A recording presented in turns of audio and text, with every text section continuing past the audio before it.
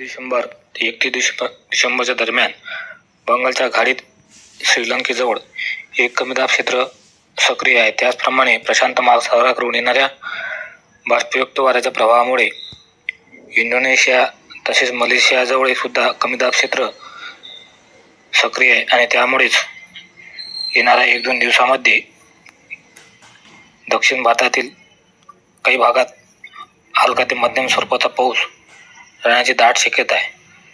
मित्रांनो, 30 डिसेंबर ते 31 डिसेंबरच्या दरम्यान महाराष्ट्रामध्ये वातावरण कसे असेल याबद्दलची माहिती या व्हिडिओमध्ये आता आपण घेऊया.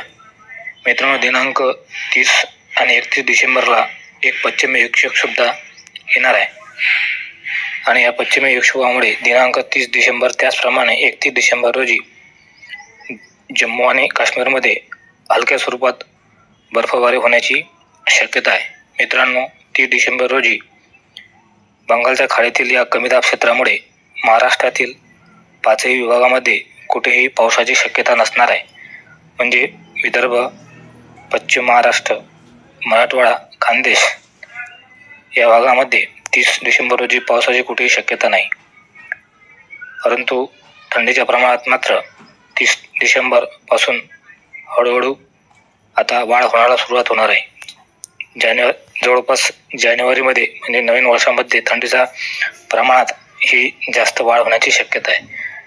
मित्रांनो, 30 डिसेंबर रोजी महाराष्ट्रातील नागपूरचे तापमान न्यूनतम तापमान 18 अंश डिग्री सेल्सिअस राहणार आहे. त्याचप्रमाणे अकोला 19, नाशिकचे 18 अंश डिग्री सेल्सिअस आणि जळगाव 19 अंश डिग्री सेल्सिअस असणार आहे. मित्रांनो, दिनांक 31 डिसेंबर रोजी महाराष्ट्रातील 5ही विभागामध्ये कुठेही पावसाची शक्यता नाही. परंतु थंडीच्या प्रमाणात 1-2 अंश डिग्री सेल्सिअसने पुन्हा घट होणार आहे. नागपूरमध्ये न्यूनतम तापमान 16 अंश डिग्री सेल्सिअस असणार आहे, तर नाशिकमध्ये हे तापमान 18 अंश डिग्री सेल्सिअस असणार आहे. त्याचप्रमाणे जळगावमध्ये 19 अंश डिग्री सेल्सिअस आणि अकोलामध्ये मात्र थंडीचे प्रमाण हे थोडेसे कमी असणार आहे. तिचे तापमान न्यूनतम तापमान 20 अंश डिग्री सेल्सिअस असणार आहे. मित्रांनो, पुढेही म्हणजे 1 ते 5 जानेवारीपर्यंत थंडीचे प्रमाण हळूहळू वाढत जाणार आहे. तर शेतकरी बांधवांनो, ॲग्रिकल्चर आणि हवामान या यूट्यूब चॅनलला सबस्क्राईब करा.